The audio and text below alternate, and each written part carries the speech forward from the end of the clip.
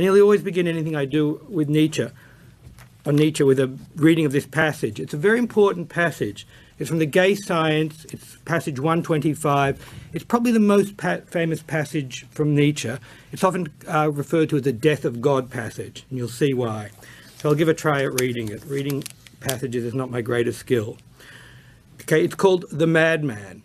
And that's very interesting in a way, because he's making this great announcement, this very prophetic announcement, and yet it's a madman who's doing it. And what makes it doubly ironic is some years later, Nietzsche himself went mad. So it's interesting that Nietzsche has a madman make this great announcement, and you wonder how much Nietzsche identifies with this character. Okay, have you not heard of that madman who lit a lantern in the bright morning hours, ran to the marketplace and cried incessantly, "I seek God, I seek God." As many of those who did not believe in God were standing around just then, he provoked much laughter. "Has he got lost?" questioned one. "Did he lose his way like a child?" questioned another. "Or is he hiding? Is he afraid of us? Has he gone on a voyage? Emigrated?"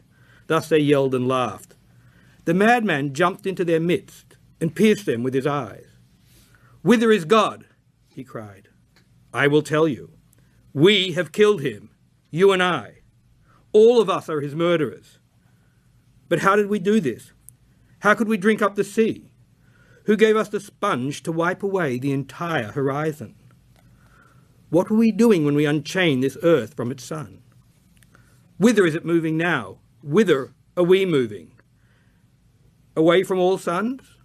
Are we not plunging continually, backward, sideward, forward, in all directions? Is there still any up or down? Are we not straying as through an infinite nothing? Do we not feel the breath of empty space? Has it not become colder? Is not night continually closing in on us? Do we not need to light lanterns in the morning? Do we hear nothing as yet of the noise of the grave diggers who are burying God? Do we smell nothing as yet of the divine decomposition? Gods, too, decompose. God is dead. God remains dead, and we have killed him. How shall we comfort ourselves, the murderers of all murderers? What was holiest and mightiest of all that the world has yet owned has bled to death under our knives. Who will wipe this blood off us? What water is there for us to clean ourselves? What festivals of atonement, what sacred games shall we have to invent? Is not the greatness of this deed too great for us? Must we ourselves not become gods simply to appear worthy of it?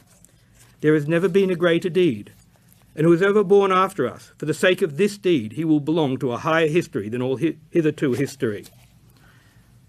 Here the madman fell silent and looked again at his listeners, and they too were silent and stared at him in astonishment. At last he threw his lantern on the ground, and it broke into pieces and went out. "I have come too early," he said, and then, "My time is not yet. This tremendous event is still on its way, still wandering. It has not yet reached the ears of men. Lightning and thunder require time. The light of stars requires time. Deeds, though done, still require time to be seen and heard. This deed is still more distant from them than the most distant stars, and yet they have done it themselves." By the way, I haven't introduced myself. My name is Ken James. I'm a professor of philosophy at Birkbeck College, and also a professor at the New College of the Humanities. Okay, so Nietzsche is very famous for being the philosopher of the death of God. And it's very important to understand what he means by the death of God. The death of God isn't just, he's not arguing here against the existence of God. He thinks that job has already been done. He knows there are still people who believe in God, but he's not addressing those. He's, if you like, addressing those who are already secular, maybe humanists, who've given up religious belief, at least belief in the entity God. Right? But he's trying to tell them, you don't really understand what it means for God to be dead. See, what he thinks is that these people, these secularists or humanists, they've given up in the belief of a benevolent father figure in the sky, but they've kept all those Judeo-Christian values based on that existence. And to really appreciate the death of God is to understand that those values now have absolutely no basis. And that's the point of those people in that audience. They're like the village atheists, and they're laughing, has God emigrated? Has he gone on a holiday? It's all a big joke to them. And he's trying to bring this message to them that you have no idea what this means. And by the way, there's a very deep thought here about what is at the heart of religion. Because we naturally think, what is at the heart of religion is a set of metaphysical presuppositions, belief, as I said, in a benevolent father figure. But Nietzsche really has a different take on what is at the center of religion. What is at the center of religion, and what is most important for Nietzsche, is a set of values. I think, in some sense, in his view, it's kind of condescending. The father figure story is just a just-so story we give to kind of rationalize a set of values, to make them look credible. But the real point for Nietzsche, the real point behind any set of religions, is a set of values, a set of normative commitments, not just commitments about belief, but commitments about practices. And what he's really saying with the death of God passage is he says, look, a lot of you who have given up on the belief of God keep those same normative, evaluative, moral commitments. Really, what he calls it is, also in reference to his great teacher, Schopenhauer, is the morality of compassion. Schopenhauer himself was a card-carrying atheist, but Schopenhauer endorsed the morality of compassion. And Nietzsche admired Schopenhauer because he had the strength to realize there is no God. But then he said, but you too, Schopenhauer, are still ensnared in Christianity or Judeo-Christian values. Because the core of Judeo-Christian values is really a morality of compassion. What do I mean by morality of compassion? A morality of compassion is something that treats the suffering of one's fellow humans as one of the most important facts to be addressed. That is, it's our mission to try to ameliorate the suffering of our fellow humans. So what Nietzsche is saying is he's saying, okay, some of you have given up on God, but you still have that morality. And that is really the core of the Judeo-Christian world. So when you see certain kind of secular movements, typically atheist secular movements, 19th century movements, like socialism or particularly communism, or John Stuart Mill with his utilitarianism, what counts as the greatest happiness of the greatest number. For Nietzsche, it's just Christianity in drag, or if you like, I like to say Christianity without the drag, mainly because it's taken off the costume of the trapping of God, but it still has those essential core values. And what Nietzsche says is, bit by bit, as people come to understand and appreciate the death of God, they're going to see that those core values, the value of compassion in particular, it has nothing to underlie it. That is, before, why did we have to be compassionate to our fellow man? Why do we have to love our neighbor? Well, that was one of the 10 commandments. It was God's law. But if we don't have God, what holds up that law? It's not that Nietzsche says we have to chuck out that law, but we actually have to either rethink it or find new foundations for it. Okay? And what he predicts is, he says, a lot of people, as the death of God dawns on them, they'll find that they can't find a new basis for these values, and they'll be less and less wedded to those values. And then will come a period, and that's the center point of this talk, nihilism. Okay? So nihilism is when you lose that external grounding for your values, and you find that your values have no grounding in particular, right? And you lose all hold on values. Okay, and actually, he's very prescient, Nietzsche. He called nihilism the history of Europe for the next 200 years. That's what he was predicting. He said, bit by bit, the message, remember those people, the ones who don't get it at first, the village atheists? He says, light from the distant stars takes time. So he's saying, okay, there are these people who have given up on the belief of God, but they've kept those values. But bit by bit, they're going to realize there's nothing undergirding those values, and those values themselves have now been brought into question. And he said, that's going to be the history of Europe for the next 200 years, that we're going to question those basic values. Okay, so let's take a first stab at what nihilism is. There's a very good book by a Nietzsche scholar called Bernard Regenster. I think it's called Nihilism and the Affirmation of Life. And Bernard introduces two forms of nihilism. The first form of nihilism is the most obvious form. It's what he calls, quite rightly, I think, the nihilism of disorientation. And you can see why. Disorientation. We've lost all values, so we're disoriented. I have to make a little digression here to say it's important that Nietzsche doesn't really believe we lose all values, okay? Because he thinks what life is nothing but a series of drives, bodily drives for hunger, drives to knowledge, sexual drives, whatever drives. This he kind of inherited from Schopenhauer. Schopenhauer tended to talk about the will. Where Schopenhauer talks about the will, Nietzsche talks about drives. And Schopenhauer's will was often meant in some kind of transcendental way. Nietzsche's is very naturalistic. The drives are totally embodied. But anyhow, we're a series of drives. That's what life is. And consciousness is just an offshoot from the drives. Very much like Schopenhauer says, consciousness is in the service of the drives. Now, as long as you have drives, you're valuing, okay? So right now, my thirst drives, as I always use the example, makes me value this Coke. It doesn't make me value this text in front of me, right? But my drive to be a good lecturer makes me value the text and not think that much of the Coke. So Nietzsche can't say that nihilism is the absence of values. As long as you have drives, you have values. What nihilism is the absence of overriding or totalizing values. That is, values that give meaning to all of life, all of existence. Right? When you think about it, well, Christianity clearly does that, right? All of life, all the world is valuable because it's God's creation. It's part of his providential plan, which will end with the second coming and the ascension, or whatever version of Christianity you might have. The utilitarian values the world because the world is a means towards man's happiness, a summum bonum, okay? It gives a meaning to all of existence, okay? So Nietzsche can allow that even in the absence of God, we can still have, if you like, piecemeal values, the values that our drives assign things. But what we lack is overriding values, and a valuative structure that gives meaning to all of existence. And actually, Nietzsche makes a wonderful point in the third essay of what is now his most popular book at university courses, that's The Genealogy of Morals. In the third essay, in section 28, he says, kind of contra Schopenhauer, he says, people have thought that the problem is the problem of suffering. But the problem of suffering is not man's great problem. He says man will even take on suffering. He will even seek it out. The real problem that faces man is the meaninglessness of suffering. So contra Schopenhauer said, look, the big problem is suffering. Nietzsche says, no. Humans don't mind suffering. As he says, they'll even seek it out. The real problem is that we as humans desperately need to find meaning in the world. And that's what religion gives us. Religion gives us meaning. That's what utilitarianism, that's what communism, they give meaning to our lives. And that's what we really search for. But so what nihilism is nihilism is the absence of those values that give meaning to existence and give meaning to our lives, okay? So that's our first stab at it. That's the nihilism of disorientation. That is, there are no ultimate values that can give meaning to all of existence, okay?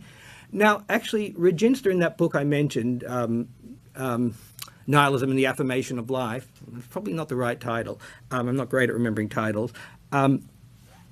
He actually has a master argument to say there must be more to nihilism than merely disorientation. And here's his argument. His argument is that Nietzsche continually says that Schopenhauer, his predecessor, was fundamentally a nihilist, okay? But Schopenhauer is a very, very pessimistic philosopher.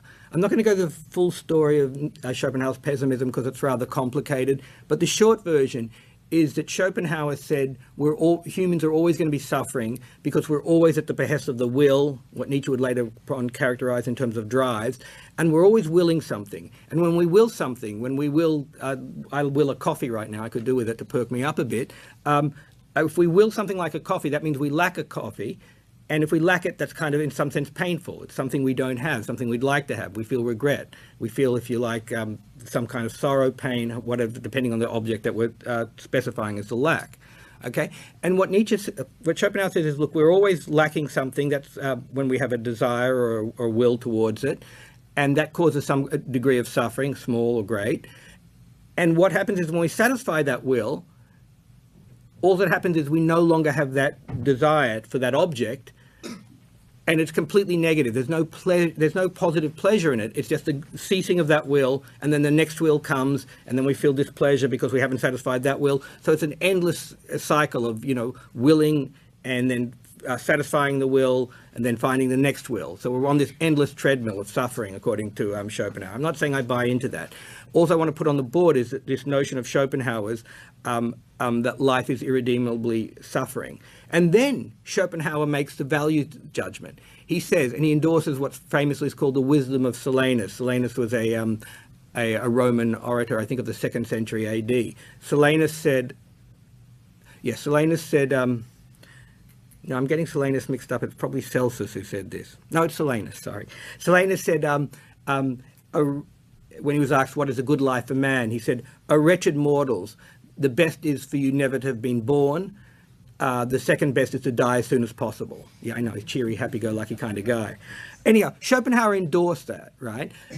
But even if we grant that life is suffering, that doesn't say the world should not be. You need an evaluative perspective.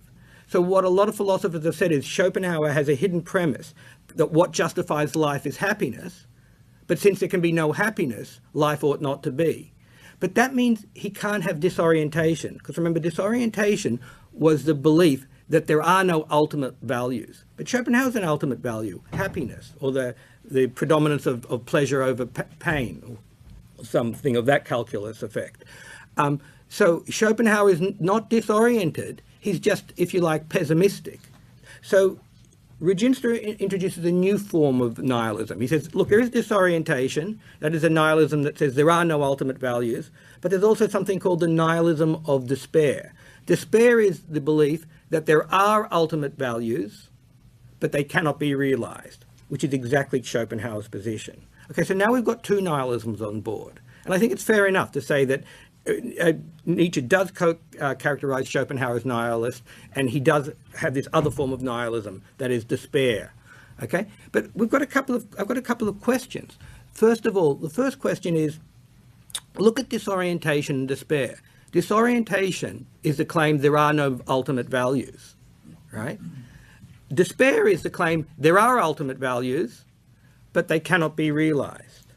Okay, well, they say opposite things. One says there are ultimate values, one says there are no ultimate values. How can these two opposites be the same thing? So Regenster has a problem there. He has some other problems, but I want to cut to the chase. I want to get to the really, really big problem. The really big problem for Regenster's take of nihilisms, both his nihilisms, is the following. Right? Nietzsche says again and again that Christianity or Judeo-Christian values are intrinsically nihilistic. I'll give you a quotation from The Antichrist, sections 18 to 20. The Christian conception of God, a declaration of hostility towards life, nature, will to life. That's important for me, that it's a declaration of hostility towards life. I'll come back to that. They, that is Buddhism and Christianity, belong together as nihilistic religions. And then later on, from his notebooks of the same period, he says, Christianity is a nihilistic religion. It denies nature and the will to life. Okay, so here we have a huge problem. Christianity, he says, is intrinsically nihilistic. Okay, but you'll notice the Christian has neither disorientation. The Christian clearly has ultimate values. The ultimate value is God's providential plan for the whole of existence, right? And he doesn't have despair, because even if he thinks his values can't be realized in this world, they're going to be realized in the next world. Okay? So the Christian has neither disorientation nor despair. So now we have a huge question. Why does he call Christianity intrinsically nihilistic? Okay, there is one little defense you could make. You could say, oh, that Nietzsche thinks Christianity is going to lead to nihilism. The argument would be, and Nietzsche does say this, he says, look, Christianity enshrines a very strong will to truth, because truth is God's word, and we have to respect God's word, we have to respect the truth. In the next lecture, I'll be talking a lot more about what Nietzsche has to say about the Christian and the secular will to truth.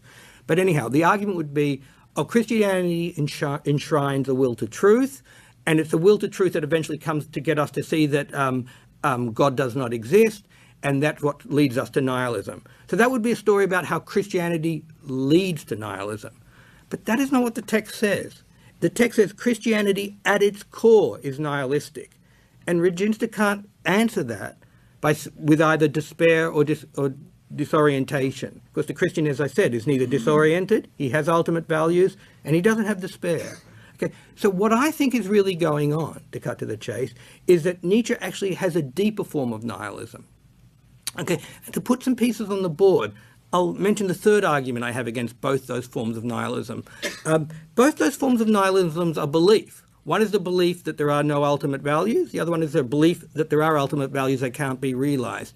Now, one of the really important things about Nietzsche, and what makes him different from a lot of the other philosophers you've studied, is Nietzsche doesn't care that much about what we believe. In this sense, he's a follower of Schopenhauer and a precursor of Freud. They had more like the pyramid view of what our mental life is like. And just the top of the pyramid is floating above water. That's consciousness. Basically, they thought what you consciously believe is really reflection of what's going on much deeper than consciousness. Some philosophers have gone so far as to say that Nietzsche thinks what you consciously believe is epiphenomenal, meaning it's caused, but it doesn't have any causes. It has no causal impact. I think that's going way too far. What I do think is that Nietzsche thinks what you consciously believe is more like it's to be read more as a symptom. It's not that it doesn't cause anything, but it's more interesting as a symptom of deeper things that are going on at the level of unconscious, or as I think as Nietzsche would like to put it, at the level of drives. Well, if that is so, then let's go back to disorientation and despair. Those, the way Regenster puts them, are beliefs. But according to the picture I've just given, Nietzsche thinks beliefs aren't all that important. So if nihilism is the most important thing that he's come to expose, and that's how he often presents himself, then how can that be that they're conscious beliefs and yet what we believe isn't all that important? I think there's a deeper lying nihilism underlying both disorientation and despair. And here I'll move back a bit and say, Nietzsche says in Ecce Homo, a book he wrote about his life and his writings, and obviously Ecce Homo is a reference to Jesus. You can see there's a certain element of self-grandeur there. Here is man. He said, he who reads me well reads me first and foremost as a psychologist. And I think that's absolutely right. Nietzsche is not a philosopher you go to get your metaphysics, your theory of truth, your theory of what is, or your epistemology. He's there as a kind of a what we call, in German we call a Kulturkritiker, a cultural critic, and a kind of a moral psychologist. Okay, so I want to claim there's a deeper level of nihilism, and it's not a matter of conscious belief. And that is the nihilism, and I'll just quote from Nietzsche. He talks about in the preface of the Genealogy of Morals, section 5, the will turned against life. So what I think is a deeper form of nihilism is what I call affective nihilism, because it affects us at the level of our drives and our affects, expression of those drives. Affective nihilism is when the will is turned against itself. And Nietzsche has a basic story. This is the story of the first essay of the Genealogy of Morals, when he talks about Christianity as the invention of a certain slave caste. And the basic story, which I won't give you fully now, is that there are these people who had wills like everyone else, like their masters. They wanted to be strong, they wanted to be beautiful, they wanted to be dominant, they wanted to be conquering, but because they were slaves, they weren't allowed to express those wills. And so those wills, or those drives, because they couldn't get outward expressions, were turned against themselves. So then they told themselves, it's wrong to want to be strong, it's wrong to want to be beautiful. And you can see how that metamorphosizes into, you should turn the other cheek, you should be meek. In other words, the beginnings of Judeo-Christian values. Okay, so this deeper nihilism, what I call affective nihilism, is when the drives are turned against themselves. And for Nietzsche, that is really life turned against life, because life is nothing but the drives. So he says, look, there are certain people who, because of a lack of power in certain situations, can't express their drives in a healthy way, outwardly in action, so they turn those drives against themselves. Life turned against life. But that is life turned against life, in a sense, because to eliminate the drives is to become nothing, hence nihilism, nihil in Latin meaning nothing. Okay, so that, I think, is the fundamental nihilism for Nietzsche, when life is turned against itself, when drives, instead of seeking outward expression in a healthy way, turn against themselves. He often uses a wonderful phrase, which a lot of psychoanalysts have taken up, and I often read Nietzsche as a precursor of Freud in particular. He talks about internalization. The idea is to oppose externalization, drives acting in action, like the nobles, he's thinking of the Greeks or the Romans perhaps, when they have a desire, they act it out. When Achilles is mad about the death of Patroclus, he goes and kills Hector. He expresses his anger very directly. But slaves can't do that. If they're angry at their master, they can't express their anger on the pain of death. So they repress it, they turn those drives inwards. And the drives turn against themselves, so that the Christian moralizes. See, it's one thing, it helps to put on board two different notions. There's repression and suppression. You can suppress a drive by telling yourself, look, like right now, I'm suppressing my drive to a cup of coffee. I mean, I'll answer to that drive when the break comes. But I'm saying, look, I've got to be responsible, finish here, and do my lecture. I'm perfectly aware of my drive to have a cup of coffee. I don't say it's a bad drive. I just say, I'm just not going to act on it now. That is suppressing it, right? But repression is something different. Repression is when you, in a sense, moralize. Nietzsche has a wonderful phrase, moralic acid. It's when you moralize and yourself, you don't just say, I'm not going to act on this drive. You say, I'm wrong to have this drive. Humans shouldn't have this kind of drive. This drive is an affront to God. Well, that's what a lot of Judeo-Christian values do. Like we have various aggressive drives, says Nietzsche. We have various sexual drives. And religions tell us that those drives are an affront to God. Those drives are wrong. We shouldn't even have those drives in the first place. So that, for Nietzsche, is the beginnings of a pathology. That is the beginnings where you disown life. And here's a wonderful phrase in the Genealogy of Morals where he says, we become strangers to ourselves. And the meaning of that, and I think that's the real meaning of Nietzsche's Genealogy of Morals, is that we disown certain parts of ourselves, certain drives, so that they become split off to the point that we consciously don't even recognize we have them. We lie to ourselves and say, no, I want to love my neighbor. I have no aggressive impulses. Nietzsche thinks we're actually confused. He thinks both of that is part of us. Yes, there's a part of you that wants to love your neighbor, the conscious part that's been indoctrinated, but there's another part of you that wants to be aggressive to your neighbor. And hence you become split in that beautiful phrase, strangers to ourselves. Okay, so if we've got on board this notion of nihilism, the basic form of nihilism, what I call affective nihilism, as you turned against yourself or your drives turned against yourself, but you is good enough because I think Nietzsche identifies you, the I, not with your conscious thought, but with your drives, but that's a matter for another talk. With your drives turned against yourself, that's the fundamental aspect of nihilism that Nietzsche is really interested in. Now, if we think like that, we answer a few of the objections I had to Reginster. First of all, nihilism is not a doctrine. It's not a belief you hold, right? Like the Christian doesn't consciously hold nihilism, but it's something about your very psychological makeup. So it explains, it has a form of nihilism that doesn't have it as a conscious belief, which fits our criticism that Nietzsche wouldn't say a fundamental problem is at the level of belief. Belief are more a reflection, a symptoms of deeper down problems. Okay, now we have an explanation of why Christianity is fundamentally nihilistic. Because on Nietzsche's take, at least, what Christianity demands is a severe repression of the drives, as I said, of these aggressive, sexual and other drives. Okay? And finally, we have an explanation of what those two nihilisms that Reginster mentions have in common. Remember, there's a nihilism of disorientation. There are no ultimate values, values that give meaning to all of existence.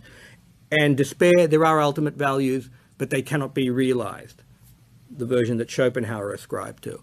We can say what those two nihilisms are is they are modern expressions of this fundamental affective nihilism. So I think Nietzsche's view is this. Christianity, or Judeo-Christian values in particular, in the West, introduced this not suppression of drives, but severe, self-chastising, moralized repression of drives. And this has made us sick and to a certain extent pathological in Nietzsche's eyes. And hence we become split and become strangers to ourselves. And what disorientation and despair are, they come in the modern world, they come with a kind of nihilism becoming self-conscious. That is, nihilism is finally making its way up from our mere bodily state of drives turned against drives into consciousness. So we give conscious expression to our affective nihilism with either disorientation, there are no ultimate values, or despair. Remember I said, why are those both nihilisms? They say opposite things. They're both nihilisms not because of their content, but because of the causal genesis and because what they really mean and what they really reflect. They reflect our affective nihilism. It's just that now, in the modern age, when a lot of us have become secular and given up God, we now express those nihilisms in quite conscious forms. Okay, I want to make a couple of last points and then I'll open the floor to questions. It's important to see that Nietzsche is not in favor of nihilism, right? And you remember in that passage, the God is dead passage, he says, what must we do to become worthy of the deed, the deed of killing God? Must we not become God? Okay, so what is it to become God? Well, and here he apes the language of Kant. He says, in other places, he says it's to become autonomous, to become lawgivers.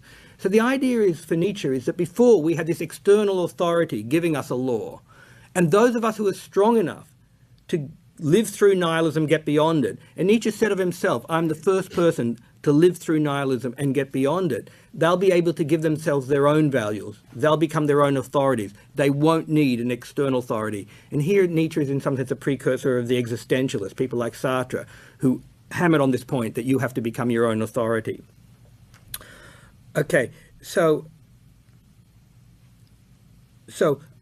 Nietzsche on the descriptive side is just saying that nihilism is what is going to be the history of Europe for the next 200 years. He's not endorsing it, he's just saying it's a historical inevitability. Now, there are a whole series of Nietzsche interpreters, namely the postmodernists, who think, in some sense, Nietzsche is endorsing it. They agree with Nietzsche on the descriptive side. They say, look, we moderns, we've lost the idea of external authority. Lyotard, a very famous postmodernist philosopher who wrote this famous book called The Postmodern Condition, says postmodernism is an incredulity towards all meta-narratives. Meta-narratives is like a story of what creation is about, like the providential story of God's creation, or what existence is all about. The utilitarian's idea that what we exist for is to increase the greatest happiness of the greatest number. Okay, so Lyotard says we become completely skeptical of all those stories, right? And he says, but in response to that, he says we should become ironic. We don't take any story seriously, and we just play and we move from story to story as it suits us. Now, in fact, that is a deep form of nihilism, no ultimate values. And Nietzsche actually, in some sense, predicted this. He was very prescient. He said that's what was going to happen with weak people. When weak people realize there is no external authority, what they're going to do is they're going to become completely ironic. They're going to feel like they're epigones. This is the end of history, whatever. And there's no story we need to take seriously. And Nietzsche did not endorse that. That is the difference between him and the postmoderns. The postmoderns seem kind of happy that there's no ultimate authority, and they say we shouldn't give any authority to anything. Whereas Nietzsche says, look, those people who are strong enough, and the list is very small, and he always puts himself on the list, hence ecce homo. He says those people will be able to create their own values. And that's the challenge he puts out to us moderns. He says, look, once you've realized that there are no external authorities, you'll go through this period of nihilism, you'll say there are no ultimate values, but those of you who are strong enough will be able to create your own ultimate values. And on that happy note, I think I'll stop and open the floor to questions. At the back. So if everyone's strong and everyone creates their own values autonomously, what did he predict as the outcome? I mean, can everybody be strong and create their ultimate values and there not be chaos and violence and fallout? Should I repeat that question, please? Okay. You're absolutely right. And in fact, one of the things about Nietzsche that I neglected to say is Nietzsche is extremely elitist and extremely condescending. And this is what, because it looks like he wants to wipe out Christianity, but that's not true. But he was very condescending the way he put it. The most condescending versions let the ideas of the herd, meaning the common people, rule in the herd. That is, he said, for the vast majority of people, religions give some meaning to their life and makes life a hard life, a life of suffering bearable. His worry was that Christianity, or Judeo-Christian values in the West, had become too victorious. That is, they've converted everyone, and they're very hegemonic and universalistic, and they demand that everyone subscribe to these values. So he did think that certain people who he thought of weak, need to keep those Christian values. What he was worried about is that Christian values, the morality of compassion, is so universalistic and so powerful, it kind of sucks everyone into its wake. But there's a second problem you're getting at. What if people read Nietzsche as a license to create their own values? And some of them could create horrible values. And it's well known that some people in the 20th century who did take up Nietzsche, I'm thinking particularly of the Nazis, did, horrible things and had what we would find of horrible values. And this is how brilliant Nietzsche was. Nietzsche actually said, somewhere in Beyond Good and Evil, one of his main books, he said, horrible things will be done in my name. He saw exactly that point. But he was such an elitist and he was so condescending. He said, basically his attitude was, I don't care what idiots do with my text. Let them do what they want. But Nietzsche Nietzsche wanted people to create their own values. That is true. And famously he says, here is Zarathustra, his prophet, says, here is my way, where is yours? But there was this question, well, where does that leave people? And a lot of people have a very negative feeling about Nietzsche for this reason. They say, he doesn't give us any politics. He doesn't tell us what the ideal society is. He doesn't really give us any values. He just kind of, and Nietzsche often said this, I'm dynamite. I blast other values away and I leave it for you to create your own values. Now, as a matter of fact, I have to say Nietzsche did have his own values. What Nietzsche really valued was culture and great individuals. Great creative individuals. He thought it was the geniuses. As I say, the list is Goethe's always on the list, Beethoven's always on the list, Nietzsche's always on the list, and I like to say Wagner is on the list and then off the list. It's these great geniuses that move culture along. And what Nietzsche really wanted to do with his text is to free up these individuals from the constraints of a morality, of a moral religious worldview that he felt constrains them from realizing their true potential. So, and I always like to say this, that Nietzsche's ideal readers were not members of the herd, including philosophy professors, of which he had a very low opinion. It was the great creative geniuses. But if you look at the history, those have been the people who really got the most out of Nietzsche. I mean, there are tons of brilliant people, authors I can think of, mainly people in the German tradition, the poet Rilke, Thomas Mann, the author, Hermann Hesse, but also in England, D.H. Lawrence. They read Nietzsche and they felt extremely liberated by him.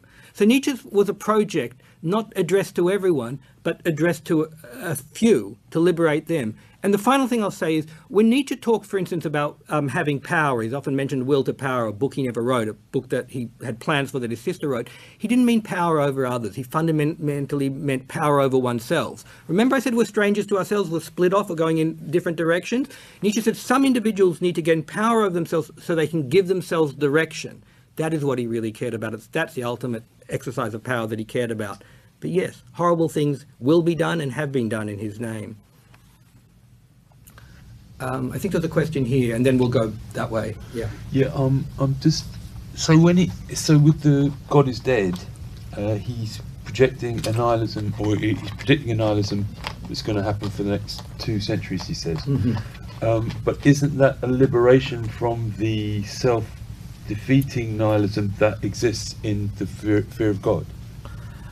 Are there two distinct things? Yeah, yes, you're right. Well, first of all, there are 2 distinct things, because one can be just the nihilism. The fundamental nihilism he would like to address is the drives turned against each other, right? Now, he does think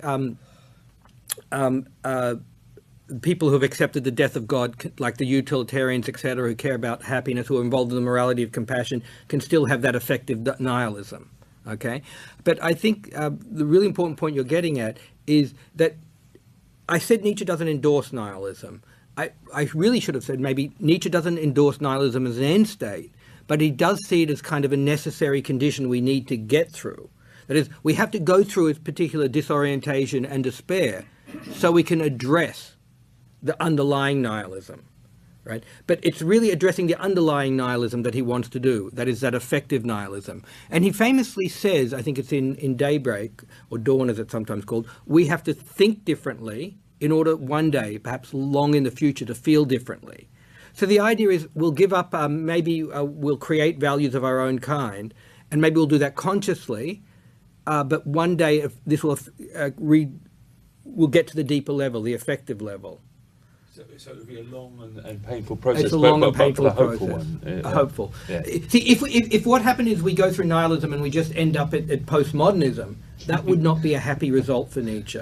What he wants is people who can create strong values, and this is what's really important, back those values with their drives. That is, their drives will be expressed fully in those values, and their drives will not be aimed at merely suppressing themselves. That's what he hopes a new, and that's why he has the model of the artist, because he thinks the artist, I'm not saying the artist is always his model, artist is more the model in the early work. In the latter work it seems to be the philosopher, obviously self-aggrandizement involved here, but he has this idea of a philosopher who uses his drives to express them in outward action in creation of great works of art, like the books of the texts that he created himself.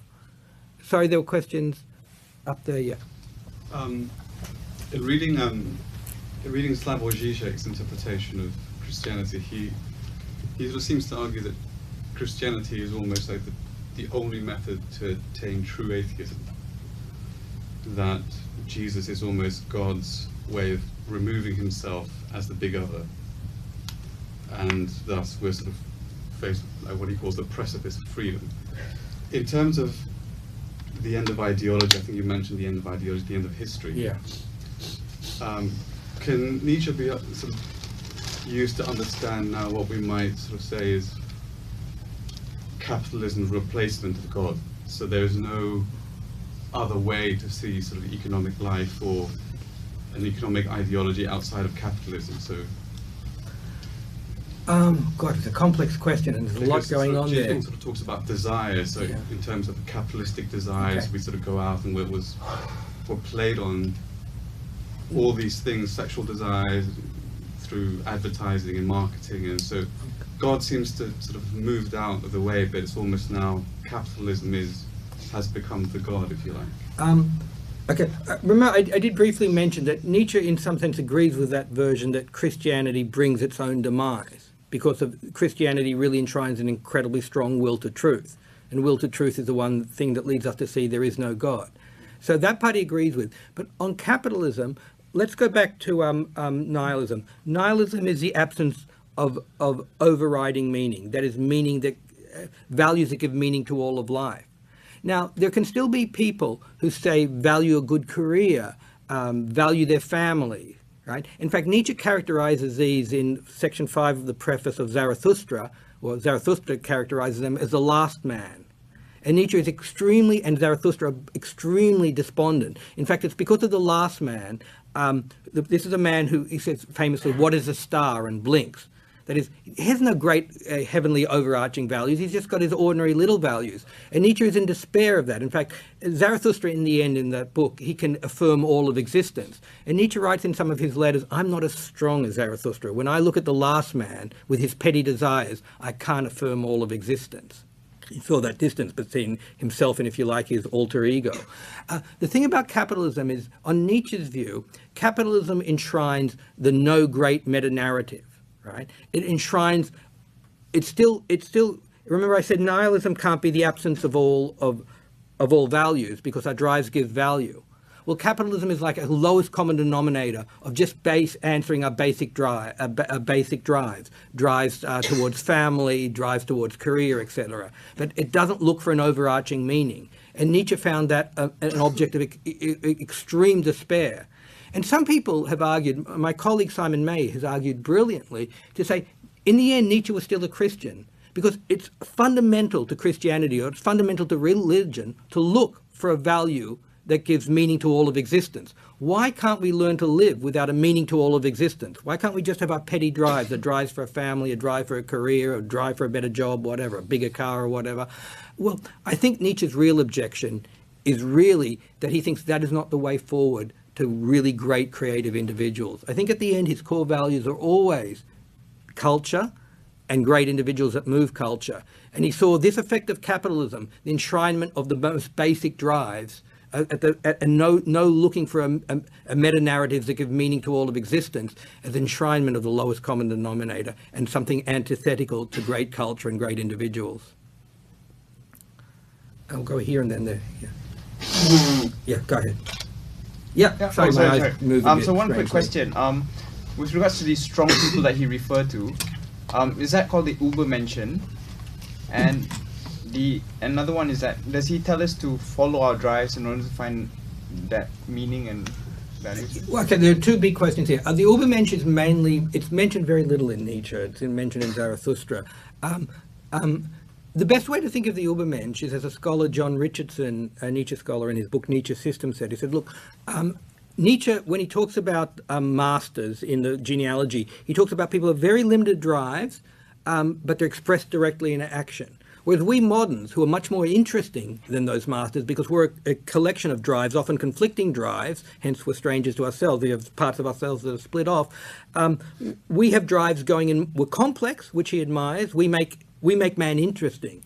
He says, without the slave revolt, which is the institution of Judeo-Christian values, history would be too stupid a thing. We have a certain complexity, but at the price of being all over the place. I think the notion of an Übermensch is, as Richardson said, an Aufhebung. That is, he'd like us not to repress our drives, but he'd like us to collect them and give them concerted expression. And to do that, you need what I call sublimation. That is, you've got a wide range of drives, but you've got a master drive that orders all the other drives and gets them to act in concert with the main drives. Now, you said, do we do it? Well, this is a big, big question about Nietzsche. Who does this? And I think, again, this is part of Nietzsche's story, following Schopenhauer as a precursor of Freud, that he doesn't think it's something we consciously do. It's just some of us are lucky enough to have a very strong master drive, like maybe Leonardo da Vinci's master drive was to artistic and scientific creation, and that makes all the other drives subservient to it. But what Nietzsche is hoping to do with his text, and that is why he writes in this bombastic, incredibly strong rhetorical manner that moves so many of us, is he's trying to get us below the level of conscious. He's hoping one of these genius, or a nascent genius, Hermann Hesse, say, or D.H. Lawrence, will read his books and something in him will be liberated so that it can now find full expression and become the active master drive. Sorry, continuing on with drives. Early on, you were talking about drives and values with regard to Nietzsche.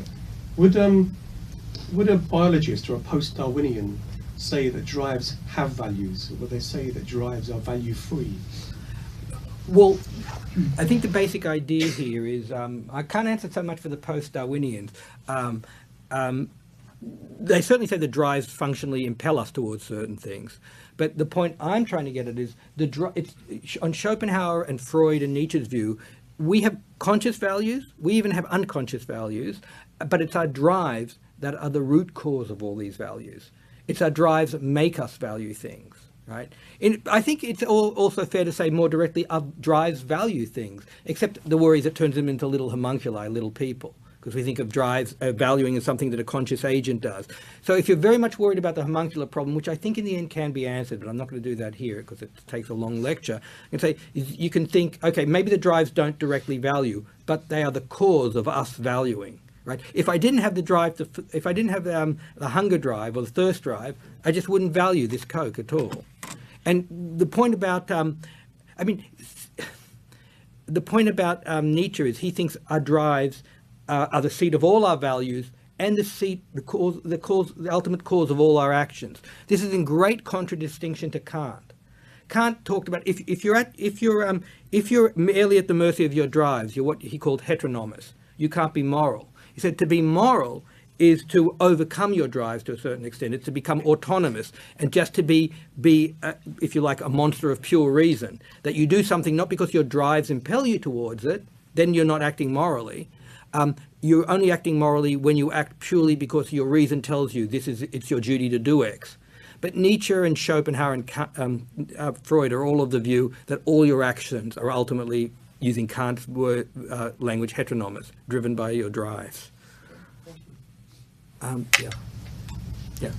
I wanted, in the same way that we kind of Democrats in the herd disagree about our values and take value from that very disagreement, did Nietzsche foresee that his geniuses would themselves disagree about their values and change the values accordingly? Well, Nietzsche actually, he railed against Socrates because he thought Socrates is one of these people who institutes the reign of reason, and he thought that was reason as opposed to it's more of the repression of the drives, that Socrates is one of these monsters of reason who says all you should use is your reasons and your drives are something to be scared of. So that's instituting a regime of repression. And at other points he says, in truth, no one is closer to me than Socrates. So what Nietzsche thinks is these great geniuses kind of are in conversation with each other. Admittedly, it's a one-way conversation because Socrates isn't listening to Nietzsche. But Nietzsche is listening to Socrates. And Nietzsche said this beautifully. He said, some are born posthumously. He was very worried about whether he'd ever have readers. His last 6 books he had to pay for their printing. But he was hoping to be genius in the future who would bounce off him. And what he wanted was, he didn't want them to accept him, just like he didn't accept Socrates. He wanted himself to be a point of departure from them. That is one of the reasons why he finds professors of philosophy boring. Because what does a professor of philosophy do? He tries to work out exactly what Nietzsche meant. That is not, Nietzsche didn't mind those readers. He realized that'll help keep his texts alive. But what really Nietzsche was looking for was people who would use Nietzsche's text, possibly deform it to find their own voices. If you're thinking of philosophers, think about Foucault and Heidegger, who both read Nietzsche and then kind of use Nietzsche to create their own ideas. So Nietzsche said this about what he called the masters. He said a master values himself not by the slaves who's under his jurisdiction, but the other masters who he respects, who are worthy of him. Like Achilles doesn't want to fight a foot soldier or a slave. That's beneath him. They're necessary. He's not against them. He's not trying to eliminate them. We need them. But I get my value, says Achilles, by battling someone worthy of me, Hector. That is exactly how Nietzsche says. Nietzsche says of himself, he thinks if you have genuine self-respect, you find an enemy worthy of yourself. One of his enemies was Socrates. Another one is possibly Jesus / St. Paul, because he thinks St. Paul is the brains behind Jesus. Well, he can see, he's hoping that really the notion is the Greek notion of a gonal struggle. You make yourself stronger by struggling against someone worthy of you. Well, he hopes to be a force, a point of force that others in the future, worthy ones, will struggle against. One last question, and then I think we should break. Yeah. On denial of life and will turn against itself, Nietzsche, especially on the second essay of the genealogy, he goes on and on about the fact that what we are repressing is our animal instincts, our kind of violence, aggressiveness, which are natural in us as animals. But later on, like Freud and psychoanalysts, they tend to focus on sex as the fundamental animal instinct which we are repressing. Well, I mean, does Nietzsche actually talk about sex, or how would you combine the two things? Oh yeah, Nietzsche talks about repression of the sexual drive in the third essay of the Genealogy of Morals when he talks about the aesthetic ideal. But you're fundamentally right that Freud was possibly a monomaniac or possibly a duomaniac. At first, he only seems to have libido as the fundamental drive, and then later on he has Thanatos, the death drive, and most post-Freudians aren't very happy with the death drive in particular, the drive to become nothing. You'll notice that's an echo of Nietzsche, the will to nothingness. Nietzsche was prolific in his drives. There's some Paul Katsafanis, a Nietzsche scholar, has found 136 drives mentioned in Nietzsche's text. So Nietzsche seems to think there are a lot of drives, and unlike Freud, he doesn't think they're all hardwired. He thinks we can culturally, we can be encultured into a drive. Okay, there are people, for instance, Adler. Adler was a psychoanalyst who had a break with Freud, and he said actually we need to return to Nietzsche. That we need to not be such a monomaniac. You're thinking about, the early psychoanalysts, and not just make the sexual drives the be all and end all. There's another part to your question. Can you repeat it? Just repeat your question in toto, and I'll figure the part I haven't answered. Yeah, no, I was saying how Nietzsche seems to focus on our animal instinct, defined as aggressiveness. Right, I've got it, the sexual part. Okay, it's really interesting what Nietzsche says about the sexual drive, because famously, Nietzsche is a great opponent of the aesthetic ideal, right? He thinks it's part of the religious self, what does he call it? 2,000 years of self-vivisection, of us turned against our drives. So it sounds like he's totally against the aesthetic ideal, but actually he's not. I think it's section 10 of the third essay. He actually talks about what do aesthetic ideals mean in the form of philosophers, right? And remember, think about this. I mean, he either had zero or very few sexual liaisons himself, right? And he was fairly aesthetic. He was, not impoverished. He was on a university pension, but he was wandering around in Sils Maria in the Engadine in Switzerland, or he was wandering in various watering holes, etc. He was very lonely. He kind of lived an aesthetic existence, right? So how can he be so against the aesthetic ideal? And it's a really important point in Nietzsche. When I'm talking about the will to truth in Nietzsche or the aesthetic ideal, Nietzsche is not a philosopher. He's very unlike most philosophers. Most philosophers say, oh, truth is a good, simpliciter. Or the will to being hostile is bad, simpliciter. Nietzsche is never like that. He says, what does this will mean in that individual? So take the aesthetic ideal. He says, look, there are some people who are aesthetic because basically they hate life. They feel weak, they feel impoverished, so they turn against life. He thinks that's the basis of the Judeo-Christian values, right? But there are some people who remove themselves from life, not out of hatred of life, because they actually love life. That is how Nietzsche sees himself. He says, look, there are certain of us philosophers, and we are aesthetic, not because we disown our drives, because we want to remove ourselves from the world as a way of engendering our creation. In fact, he uses all these metaphors of the philosopher withdrawing himself so he can have his pregnancy and give birth to his real children. Not literal children, but his works. So Nietzsche says, is aestheticism a bad thing? It depends why you're aesthetic. Are you aesthetic because you hate life and you want to turn against your own drives? Are you aesthetic to remove yourself from life, from the immediate life, from your fellow man, because that is your way of coming back into life, to do your creations, your celebration of life? So now we'll come to the part I didn't answer, the sexual. Nietzsche, I think what he thinks is certain people can sublimate their sexuality. That is, they can turn their sexuality towards their creativity. A good example of someone who both sublimated and lived their sexual life is Picasso, right? Who had 1 billion lovers, right? I exaggerate, but he had many lovers. And what is really interesting is you see from Picasso's diary is how he cannibalized his relationships. That is, he engendered fights in his relationship. He had all kinds of fights with his lovers, and he actually engendered them because it led to his creativity.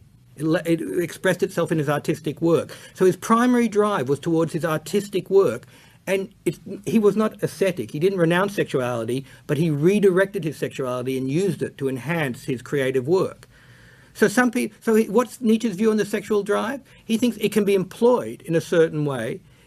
Mere repression, where it gets split off and ends up in pathological symptoms like skin rashes or psychoses, Nietzsche, just like Freud, didn't approve of. But what Nietzsche thought is some people can reharness their sexual drives and express it in their creativity, and that Nietzsche was in favor of.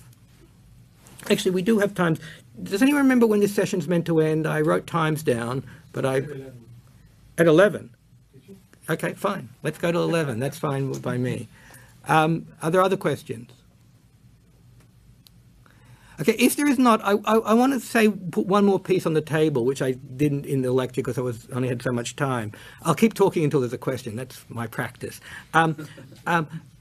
I do think sublimation is really, really important for Nietzsche, and it explains a lot, because there is these huge worries about, oh, is he just some kind of express my drives outward, be aggressive, destroy other people? And I've tried to kind of finesse that point by saying, no, what Nietzsche wants is not power over others, but power over yourselves, okay? And in this, he's actually rehearsing something that he got from the Romantics. The Romantics, I'm thinking of people like Novalis, Hölderlin, particularly read Hölderlin. These were people writing in the late 18th century, early 19th century, and they had this idea that Germany doesn't have a genuine culture. Most of them, I'm talking about the German Romantics. Schlegel's brothers were also very important for this. And they said to have a genuine culture is to have unity. And they thought what happens in our modern culture is we become fragmented. Because the point about religion is it gives a core, it gives common values to everyone, it gives a unity. But now we're living in a post-religious age and we don't have that unity, so everyone just goes whatever direction they want. And they had this idea that they thought the same about mythology. They thought religion gives unity, the Greek myths, well, that was a religion, that gave them unity, gave them a sense of what's appropriate to do. It's appropriate to act like Achilles acts, for instance, or it's appropriate to act like Agamemnon acts. Those gave archetypes which gave enshrined norms of appropriateness and hence gave a centre. So the Romantics said, look, we moderns lack unity. And Nietzsche was very, very worried about this lack of unity. He thought this lack of unity is important, A, for a genuine culture, and B, for us to be genuine individuals. Okay, but you hear the word unity and you wonder, well, what the hell does it mean? It's repeated endlessly. The interesting thing is Nietzsche gives a gloss, a really interesting gloss on what unity is. Unity is this notion of sublimation. And sorry for those of you who have heard it before, but I always like to use the example of Freud's Leonardo. Because Freud wrote an essay on Leonardo da Vinci, and it's his main work on sublimation, but Freud didn't do a good job of explaining what sublimation is. According to Freud, Leonardo was was sexually inactive. This is historically wrong. We now have records that show that's not true. But according to Freud, Leonardo was fundamentally asexual, but he harnessed all his sexual energies towards artistic and scientific creativity, okay? But what Freud is really bad at explaining is how this sublimation occurs. But Nietzsche has a story to tell about that. There are other reasons why Freud has problems on sublimation, but I can't get into that here. Though I've written an essay, Nietzsche and Freud on Repression and Sublimation. You can look it up on the web.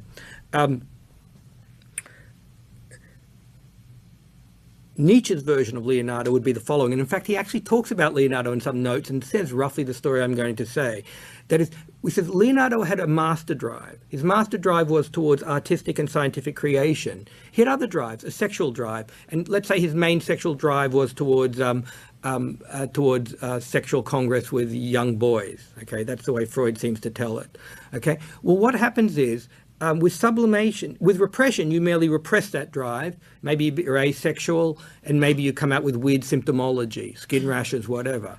But if you sublimate, what happens is, rather than repressing the drive, you redirect it. So the story, the Nietzschean story on Leonardo would be, he had this sexual drive. The sexual drive wants him to literally possess male bodies. But his master drive, his strongest drive, is towards artistic and scientific creativity. And rather than repressing that drive, it's strong enough to deal with it, not by repressing. When you've got a master drive that's not very strong, it deals with other drives by pushing them down. But if it's strong enough, if it's self-confident, if you like to use that language enough, it can harness the drive. So that instead of possessing, the drive slightly gets redirected. The sexual drive's primary impetus is towards sexual congress, possession of male bodies, right? But it gets redirected. And as you know, Leonardo was obsessed with doing perfect representation of male bodies.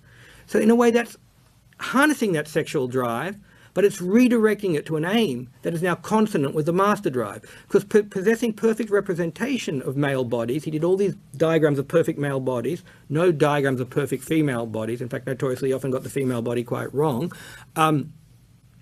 That is now an expression of the sexual drive, but in a way that's consonant with the master drive. That is what Nietzsche's aim is. Nietzsche's ideals individuals are individuals who have achieved a certain kind of power over themselves, self-mastery through sublimation. And it's through that sublimation that we become genuine individuals and become genuine agents. But that again is another story that I can't give here.